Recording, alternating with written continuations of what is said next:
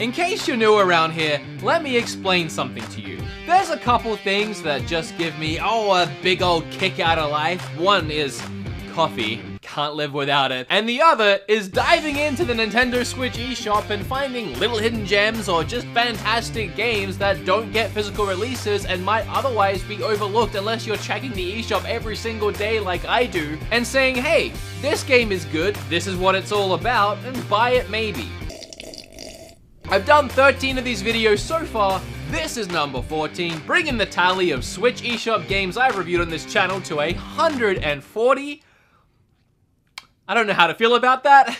Without further ado though, this is a big list with some of the coolest games I've talked about so far on the channel. I have a lot to say, let me just shut up and get started with the first one. Oh, and subscribe and stuff if you're new around here, and like the video, and share it around maybe, if there's someone in your life that needs less money in their wallet and they have a Switch. Okay, I have to start with Cuphead. The game's been out for like a month at this point. I've had the game on my Switch for a couple of months. I've been dying to talk about it, and I've been waiting until just this moment. I can't wait no longer. Cuphead. Okay, I'm gonna be honest with you guys here. I have quite a few games on this list that I want to blab about in detail. You know, really flesh out those experiences on the Switch. And I don't want a 30-minute video, so I'm just gonna keep this part about Cuphead really short. I mean, let's be honest, what do you want me to say that hasn't been said about this game a billion times anyway? To keep it brief, it looks and plays perfectly on the Switch. I'm a huge fan of the game for obvious reasons. The old school cartoon visuals get me every time I play it. The fact that they hand drew all of this is unbelievable, and I appreciate it so much. The 3-hour-long soundtrack of jazzy barbershop big band songs is a perfect complement to those visuals, and the game is so bloody difficult that it almost ruins it for me. But somehow, it makes it better. I initially played through the game with Kim, and we had a blast, as much as we were yelling at the screen during most sessions. It's Cuphead, you get it. Can we start the actual list now? Okay, moving on. The next game on this list is one that I already finished and uninstalled to make room for other games, and it's right here, if you could see it hidden. Claybook. I put off trying Claybook for the longest time. It just didn't look like the kind of game for me. But when I finally did try it, I regretted not playing it sooner so that I could have recommended it to some of you. The game gives me heavy Katamari vibes. While you don't roll around picking up objects, the gameplay feels very similar with familiar controls. Everything in the game world is made up of clay. You yourself control lumps of the stuff, rolling around environments and interacting with the clay in unique ways. And it's really cool the way everything interacts with each other. Like, this stuff really does look like clay. As you roll across it, you leave soft dents behind you, taking out small chunks of the world as colored clay molds into your own. It evokes a strange, calming feeling in me, and it takes me back to my preschool days playing with Play-Doh. Remember that weird clampy thing that you'd shove Play-Doh into and then you'd squeeze it out the other side and it'd be like a really long shape? Good times. Anyway, Claybook is a platformer of sorts, which in every level you have to solve some kind of puzzle in a load of different unique ways. Like in an early level, I had to fill a pool of liquid that was being contained behind some walls made of clay. I think there was a few different ways I could have solved this, but my ape brain just took chunks of the wall out and then made chunks in the floor to create a path for the liquid to flow. Honestly, it felt kinda cool making that work, and it's moments like that that took me back to being a kid and playing with Pedo. Wow, don't abbreviate Play-Doh ever. While playing, you can morph into other shapes, like a square or a sphere, depending on your situation. Something that's really weird but cool as heck is you can reverse time if you screw up or whatever, but in doing so, it leaves your clay shape stamped behind you in the position you started the time travel. And you can do this as many times as you want. I use this to my advantage often, creating paths made up purely of my own clay body. This is probably a fantastic game for young growing minds, but even my old-ass 28-year-old ape brain had a lot of fun solving puzzles and messing around with the different ways to interact with the environment. Next, Shakedown Hawaii. Wow, talk about a game that slipped past me and hit the eShop very unexpectedly. Shakedown Hawaii. I've been waiting for this game for like over a year, then one day, there it was. I don't know how I missed that. Anyway, if y'all haven't heard of this game, it's the sequel to the game you must have heard of at some point, Retro City Rampage. Imagine everything you love about GTA-style games, but crammed into a 16-bit style that has oh so much detail. On top of that awesomeness, the devs threw in endless pop culture references, like Doc Chuck and his time-traveling vehicle. I wonder what that was referencing. Oh no. Well, yeah, anyway, that game was fantastic, and it's on Switch. But now we have a sequel, Shakedown Hawaii. Oh, and no surprise, it's just as awesome. Yet again, we have a top-down, open-world, 16-bit beautiful game with over 200 buildings you can enter and explore, destructible environments, cars, guns, explosions, character customization. What else do you want? I did all that in one breath. I almost ran out. This game also introduces the ability to gain revenue streams by buying out buildings and businesses. Everything in this game is really well fleshed out for what it is, and it adds to the overall meat of the gameplay. Also, it has this guy in it. So...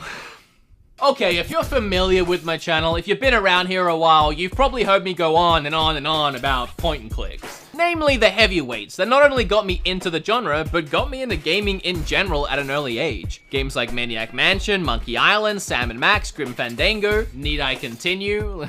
But something I don't really talk about all that much is that for the longest time, probably a decade or more, I actually really didn't play that many new point and clicks. The genre seemed to just fade away as action-adventure games were all the new craze. But I swear, sometime around 2010, point and click started making a comeback big time, and I got back into them big time. And the two that really drew me in, Deponia and Whispered World, both of which were created by the brilliant Daedalic Entertainment. And as of last month, we finally have Deponia on the Switch. I think that's how you pronounce Daedalic. I mean, I wouldn't hold me to it. Just like in most point and clicks, you need to solve a variety of puzzles, picking up objects throughout the world and figuring out what to do with them or what to combine them with to make new items. But Deponia has a very unique story and setting, with a beautiful hand-drawn art style and wonderfully animated cutscenes. Oh, and the characters have great depth to them, and the voice acting is on point. All around, it's one of the best games in the genre, hands down, and it's in my personal top 5. However, and this is kind of a hot take, I suppose, I don't actually recommend buying it on the Switch. Let me explain that.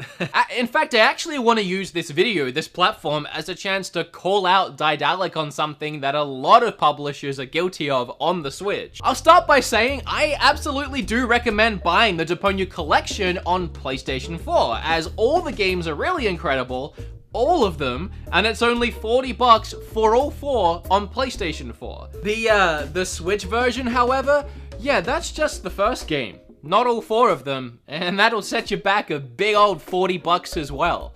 Why? I honestly don't know. I personally believe this game is worth 40 bucks physical. I mean, I would buy that, but it's 10 bucks on Steam digitally. And again, all the games are 40 on PlayStation 4. So Daedalic, if that is how you pronounce your real name, please don't buy into this whole Switch tax bullcrap that we've been dealing with. I get that Nintendo definitely takes a bigger cut of the sales than a platform like Steam probably does, but $30 more? I don't think so. So wait for this one to go on sale. If you can get it for 20 bucks or under, I'd say that's a good deal for the game on Switch. Don't pay 40. I doubt anyone is paying 40. But if you do, it's still worth it. I hope you get what I'm saying. It's worth it, but that's not what it costs everywhere else. What's the next game? You want to introduce it? The next game is called The Way. I don't know why he would sound like that. Yeah, the next game is The Way Remastered, as my cat just elaborated on. The Way Remastered is a 2D puzzle platformer game inspired by other games like Another World, Heart of Darkness, and Flashback. The start of the game is brutal, as it has you carrying your wife who has just passed away. And that's just the start of the game. The rest of the story is also delivered extremely well. Most of it is told by the adventure itself as it unfolds and doesn't rely on written dialogue. Visually, this remastered version looks 100 times better than the original. It keeps the exact pixel art goodness it had intact, but it's so much clearer and brighter. The gameplay is, well, it's pretty slow, but that's by design, and that really works for this title. There's some stealth elements here and there, as well as some intense chase scenes and just a heck of a lot of platforming. platforming, but the fun in this game, it comes purely from the adventure you go on. You really feel like you are this almost useless guy lost and alone on a strange world with no idea how to escape the insanity that's unfolding around you. Oh, and usually it's $15, but right now it's $1, so I was hoping I could recommend it while it's on sale. Hopefully it's still on sale. So I'm not super well versed in the universe of SteamWorld games. I know that the series has tackled several different genres up until this point, but I've only played the action-adventure platformer games that are SteamWorld Dig 1 and 2. Now, we have SteamWorld Quest, but you know, I love a good card game as much as the next guy, and I love me some turn-based RPG combat. I was down to believe in the heart of the cards. The story in SteamWorld Quest is, fine. I wasn't really invested in it much at all, but thankfully I wasn't here for the story. As you stroll around the world, you'll find enemies that you can harass and trigger a battle sequence, much like in Persona 5. Actually, so much so like Persona 5 that you even get a preemptive strike bonus if you hit them first. There's a bunch of different cards and they're all broken down into 3 categories: strike, skill, and upgrade cards. And there's a pretty cool system in place throughout the battles where you power up a bar by using the cards, and then you use the points you store up to do stronger attacks. Of course, as it's a card-based gameplay style, there are loads of other details and things to consider while battling, from elemental damage, chain attacks, or cycling through cards you don't want. I'm not gonna go into all the nitty-gritty details because I don't have time, and what am I, an actual good game reviewer? No, I do the bare minimum. I skate by on this channel. I love finding new cards throughout the game because the more you add to your deck, the more it shakes up the battles with new moves and stronger abilities. I don't love the visuals or the character animations. The character designs are great, especially some of the enemies. For me, this game was just all about the gameplay, which I really enjoyed. If you're a fan of the SteamWorld games, you really can't go wrong with any of them. Whatever genre they tackle it pretty damn well. Looking to add a slightly cheaper game to this list, Overwhelm, just like he got overwhelmed, comes in at $10, and for the price, I was very impressed with this title. He left cat hair on me. Considering how bare bones basic this game is in almost every aspect, it still manages to be frustratingly fun to play. Meaning, it's freaking difficult, man, but it's really fun. There really isn't any kind of story, you just gotta kill stuff. It's a Metroidvania in the sense that it allows you to tackle the world and its bosses in whatever order you want, but don't think for a second that you're gonna find any power-ups throughout the world to help you out. Nah. This game gives no fricks. It arms you with a gun and a massive uppercut and expects you to figure out everything else around that. You do have 3 lives, which is generous of them, and they melt away at any moment, especially during those before-mentioned boss fights. And at that point, you have to start the entire game again, because this game is its permadeath. Of course it is, that's the frustrating part. This game might give you some horrific flashbacks to using a Virtual Boy for the first time due to its simple red and black visuals. There really isn't much going on in the world at all, but that just makes the already detailed boss characters look even better, which I think might have been the point. Every one of them has a really unique and badass sprite, and I like it. If you manage to beat one, you do get your 3 lives back, assuming you lost any lives, and that helps you with trying to defeat the next one. And I mean, that's awesome. Also assuming that you don't run out of bullets before then, and you probably will since you only have 99 of them. Seriously, this game does not care about your feelings whatsoever. You can make it easier by going into the settings and giving yourself unlimited lives and bullets, but at that point, are you even really playing the game? Team 17 have been crushing the Switch releases recently. Games like Overcooked, Worms, The Escapist, Yooka-Laylee, Yoku's Island Express, and on September 4th of last year, they released Planet Alpha, and I guess no one told me about it? Also, I've made like 3 of these list videos since then, which entail me going through the eShop trying to find games like this, and even I missed it. So if even I didn't know about it, imagine how many great games there are on the Switch you don't know about. That is why you should probably subscribe and hit that bell to be notified of these videos. Planet Alpha is absolutely stunning, and I'm almost willing to say screw the gameplay, screw the story, screw audio, just get this game to marvel at the set pieces and the little details just like you would on a trip to an art gallery. Except art galleries are boring as heck and this game is actually fun, so maybe that's a bad example. However, thankfully, this game does do just about everything right, so you don't need to sacrifice all those other elements that make a good video game. Like, just look at this very first area in the game and tell me you're not impressed. And as you start platforming across the world, the visuals tell a story as you play and progress through each level. There is some light puzzle solving and stealth elements, but the focus here is on the, at times, pretty challenging platforming. There's a cool mechanic where you can switch between night and day as you play, which will cause the environments to shift and change around you, opening new paths for you to progress. Honestly, if you're not sold on the game just by looking at what I'm showing you right now, then you might be a lost cause on this one. And that's perfectly fine. But if you're anything like me, you probably already have that Switch in your hands going through the eShop trying to find Planet Alpha. So I'm gonna leave Planet Alpha at that and move on with the list. I'm also gonna stop saying the words Planet Alpha in case it's like a Beetlejuice thing, and if I say it 3 times in a row, an actual planet of Alpha Omega Sins will just appear somewhere in the universe. And I don't think anyone needs that many Alpha Omega Sins. Whoa, whoa, whoa, whoa. Okay, first, you have to be extremely careful of something like that, because if we're going to talk about summoning needs similar to how Beetlejuice is, then we got to consider I'd be coming in and providing some kind of a copyright claim with the Banana Boat song, because that's one of the most messed up scenes in the entire movie. Oh, hey, there you are, man. Actually, I was getting worried about you. Did you, like, lose or break your camera or something? It's been a minute. Planet Alpha would actually be fantastic. I just like to think that it'd probably be something like large, goth, Amazonian women, and it's always death by snoo snoo. I'm just gonna keep... We got like 2 games left, if you don't mind. Katana Zero is everything you look for in a Switch game. Namely, it's addicting, fast-paced gameplay that can be broken down into shortish missions that are easily digestible in small increments. Or, you know, you can be like me and finish it in like 2 sessions.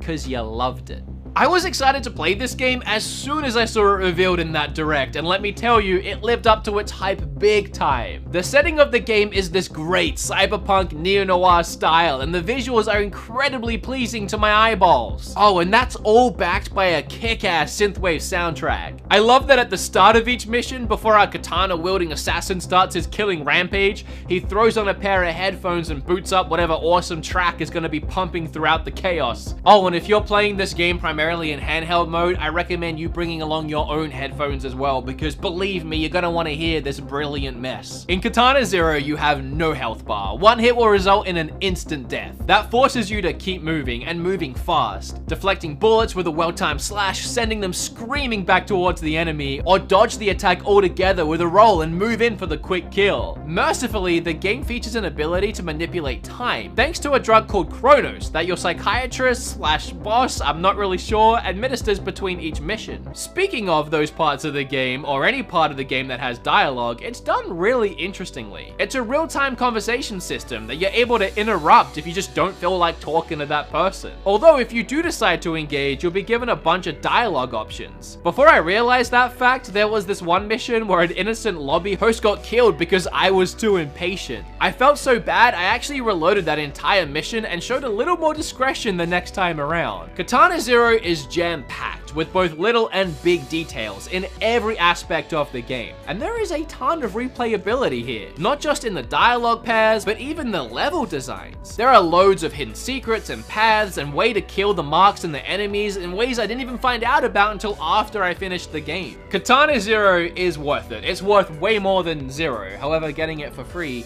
well, that would be nice. It'd be ideal. But that's not how the world works. I kinda got it for free because I got a review code, but it's worth whatever it costs. Moving on. Speaking of a game that you need headphones to play, and also a game that I deleted from my Switch to free up space because, oh boy, I need a bigger SD card in this thing. Hellblade is worth it. Let's talk about it. Oh, and I'm gonna throw this one on the list before limited run games or super rare games come along and give it a physical release, which you know is gonna happen because it's an easy money maker. I actually recently played through this and loved it on my Xbox One. When I heard it was coming to Switch, my reaction was, how? This game is gorgeous, and no offense to the Switch, but, you know, how? But they did a really fantastic job on the port, like panic button levels of quality. It's interesting watching the visual gears turn as you play. All the cutscenes or any part of the game that doesn't actually have you playing it, it'll seamlessly switch into crisp, clean visuals. Then as the gameplay kicks in, it'll switch back to that, well, a little more rough look. It's not bad at all, it just has that classic artifacting and pixelated looking edges to the character models that we've pretty much grown accustomed to in these Switch ports. The gameplay is solid though, at a very steady 30 frames, just like on the PlayStation 4. Again, overall, this port is just very impressive. The game itself is not a child-friendly adventure. As the title would suggest, you find yourself in Helheim armed with only a blade, taking control of the warrior Senwa as she tries to save the soul of her dead lover Dillion. The story is mind-bending and messed with my head a lot. In between sessions, I found myself sat up at night trying to figure out the meaning behind everything that was happening in the game. And as I said, the visuals are gorgeous, but at times they're also really disturbing. I played most of this game on edge, worried, confused, and nervous. The voices inside Senwa's head definitely didn't help with that, as they constantly try to discourage her with whispers of negativity. And wearing headphones, it sounds like those voices are in your head, and it aims to make you feel like you're the one going crazy. The voices beg you to stop progressing through the world and turn back to where it's safe. The combat is brutal and uncompromising. You can block, dodge, and strike. There are moments where you can also bend time to your will, but you need to build up that ability by successfully parrying at the right moment and landing attacks. You can be easily overwhelmed by enemies or taken down by the intense boss fights, and not only will those deaths hurt your video game pride, but they will also hurt Senwa.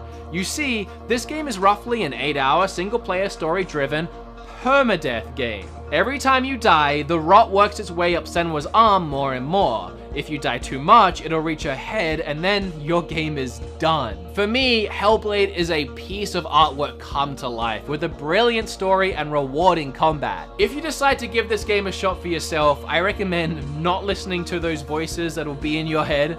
Don't turn back. That's another 10 games on the eShop worth buying. You're probably sick of hearing my voice by now, so I'm just going to say, please like this video if you enjoyed it. Hey, flip all over that subscribe button, I'd really appreciate it. Share this video with a friend that needs to buy more Switch games. Click or tap on this video right here, and with all that said, Nerds, nerdettes, and gamers, game the f*** off. Are you kidding me? I can't say f***